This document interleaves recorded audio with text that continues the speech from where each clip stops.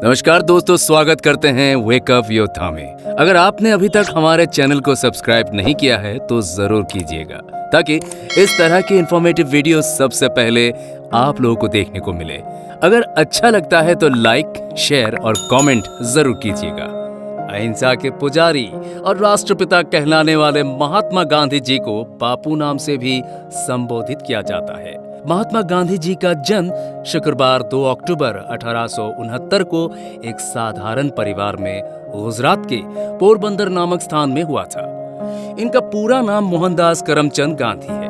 इनके पिता का नाम करमचंद गांधी व इनकी माता का नाम पुतली बाई था। इनकी माता एक धार्मिक महिला थी, नियमित तौर पर उपवास रखती थी।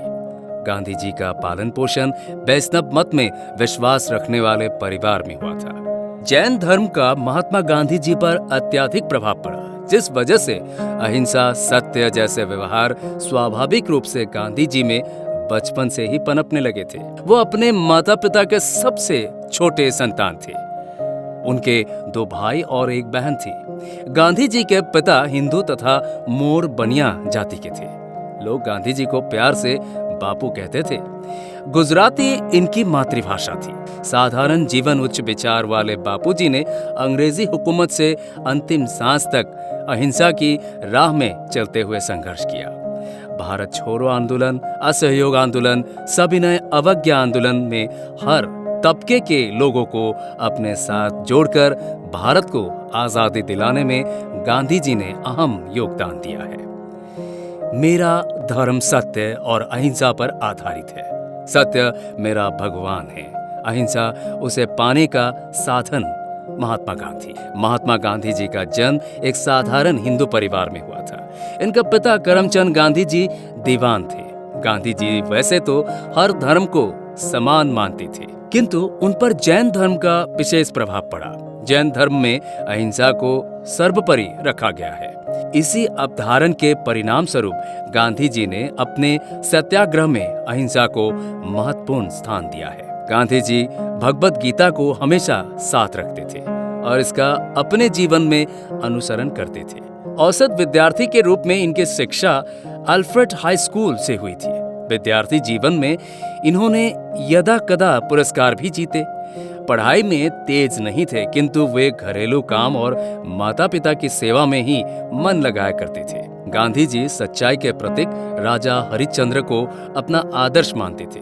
मात्र 13 वर्ष की उम्र में इनका विवाह पोरबंदर के एक व्यापारी की बालिका से करा दी गई। 1887 में गांधी जी ने मुंबई यूनिवर्सिटी से मैट्रिक परीक्षा को पास किया और गुजरात के भावनगर के समलदास कॉलेज में दाखिला लिया था। गांधी जी का सपना डॉक्टर बनने का था, किंतु परिवार वैष्णव धर्म का अनुयायी था, जहां छीड़ फाड़ की कोई अनुमति नहीं थी। परिवार गांधी जी को बैरिस्टर बनाना चाहता था। गांधी जी मैट्रिक परीक्षा पास करने के बाद वकालत की पढ़ाई के लिए इंग्लैंड गए थे। सन 1888 में गांधी जी ने अपने कदम लंदन में रखे। वहां उन्होंने कानून विद्यालय इनर टेम्पल में अपना दाखिला करवाया। सन 1890 में अपनी वकालत की पढ़ाई को पूरा करने के बाद भारत लौट आए। वकालत पूरी करने के बाद जब गांधी जी भारत आए तो उन्होंने अंग्रेजी हुकूमत के द्वारा हो रहे अत्याचारों से आम जनता की समस्याओं को दूर करने के लिए अपना योगदान दिया। दक्षिण अफ्रीका में अश्वेतों और भारतीयों के साथ हो रहे तस्लीय भेदभाव के खिलाफ और अपमानजनक नीतियों के परिणाम स्वरूप गांधी जी ने भेदभाव से लड़ने का निश्चय किया। उस समय दक्षिण अफ्रीका में भारतीय और अश्वेतों को वोट देने के अधिकार से वंचित रखा जाता था। उन्हें फुटपाथ में चलने जैसे कई अधिकारों से वंचित रखा गया था। सन 1906 में दक्षिण अफ्रीका की ट्रांसवाल सरकार द्वारा भारतीय जनता के पंजीकरण के लिए एक अध्यादेश जारी किया गया था, जो कि भारतीयों के लिए अपमानजनक अध्यादेश था। वर्ष 1893 में दादा अब्दुल्ला, जो कि दक्षिण अफ्रीका का एक व्यापारी था, उनके द्वारा गांधी जी को साउथ अफ्रीका में मुकदमा लड़ने के लिए आमंत्रित किया गया था। गांधी जी के दक्षिण अफ्रीका पहुंचने के बाद उनके द्वारा सन 1894 में नटल इंडियन कांग्रेस नाम से एक संगठन को संस्थापित किया गया। महात्मा गांधी जिसके नेतृत्व में थे। जनसभा का आयोजन किया तथा इसके परिणाम स्वरूप मिलने वाले दंड को भोगने की शपथ भी ली गई। गांधी जी द्वारा सत्याग्रह की शुरुआत यही से की गई। दक्षिण अफ्रीका में लगभग 7 वर्षों से ज्यादा समय तक संघर्ष चलता रहा। हजारों भारतीयों द्वारा इस अपमानजनक अध्यादेश के खिलाफ संघर्ष को जारी रखा गया। दक्षिण अफ्रीका में लगभग 21 वर्षों तक रहने के बाद गांधी जी भारत में हो रहे अंग्रेजी हुकूमत की दमनकारी नीतियों के खिलाफ स्वतंत्रता दिलाने हेतु भारतीय कांग्रेस के वरिष्ठ नेता गोपाल कृष्ण गोखले के आमंत्रण पर वर्ष 1915 में महात्मा गांधी जी अपने देश भारत लौट आए। भारतवासियों द्वारा उनका बढ़ चढ़ कर स्वागत किया गया।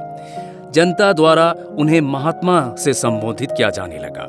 स्वतंत्रता संग्राम की रूपरेखा तैयार करने के लिए गांधी जी द्वारा देश के गांव-गांव का दौरा किया जाने लगा। महात्मा गांधी जी अहिंसा के पुजारी थे। सत्य के राह में चलते हुए अहिंसात्मक रूप से स्वतंत्रता प्राप्ति के लिए उनके द्वारा किए गए कार्य पद्धतियों को उन्होंने सत्याग्रह नाम दिया था। उनके द्वारा सत्याग्रह का अर्थ अन्याय, शोषण, भेदभाव, अत्याचार के खिलाफ संत तरीकों से बिना किसी हिंसा के अपने हक के लिए लड़ना था। गांधी जी द्वारा स्मरण और बरदोली सत्याग्रह किए गए, जिसका उद्देश्य अंग्रेजी हुकूमत के अत्याचार और अन्यायपूर्ण रवैये के खिलाफ लड़ना था। सत्याग्रह के दौरान महात्मा गांधी जी को जेल भी जाना पड़ा था। अपने सत्याग्रह में गांधी जी ने असहयोग आंदोलन, सविनय अवज्ञा आंदोलन, दांडी मार्च, भारत छोड़ो आंदोलन का समय समय पर प्रयोग किया।